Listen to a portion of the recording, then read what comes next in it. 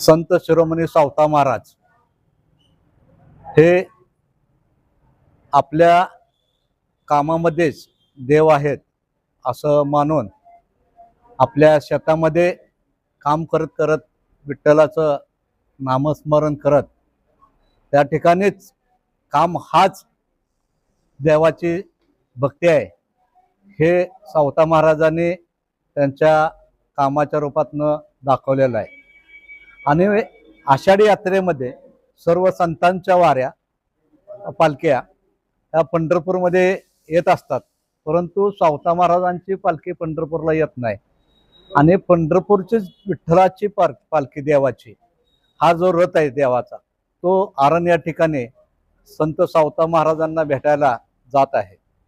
असा हा प्राचीन सांप्रदायिक फार मोठा इतिहास आहे आणि हाच इतिहास पूर्ण महाराष्ट्रामध्ये प्रत्येक जिल्ह्यात गावात ह्या आजच्या दिवशी पुण्यतिथी साजरी होते।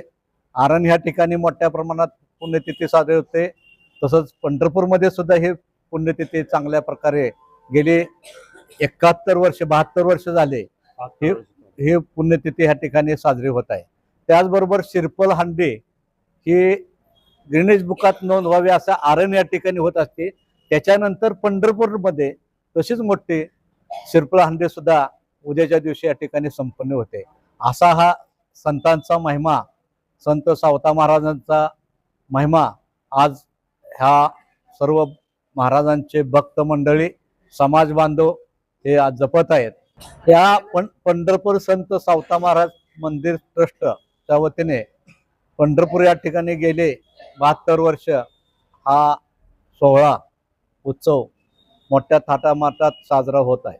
श्री संत सावतामाळी मंदिर ट्रस्ट संतपेठ पंढरपूर गेली 72 वर्ष संत शिरोमणी सावता महाराज यांचा सप्ताह आम्ही साजरा करत आहोत।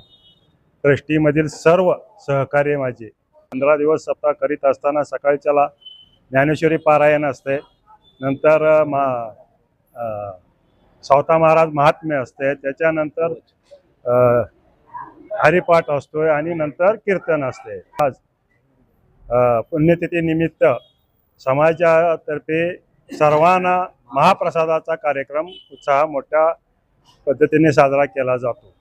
तसेच उद्याच्याला दहीहंडीचा कार्यक्रम सुद्धा तसाच मोठा श्रीफळ संध्याकाळी 6 वाजता साजरा केला जातो। आणि त्यानंतर प्रदक्षिणा मार्गाने दिंडी आपली सावता महाराजांची जाऊन परत माघारी सावता महाराज मठामध्ये येते। असा सर्व कार्यक्रम आमचा साजरा केला जातो। 15 दिवस संपन्न होतो।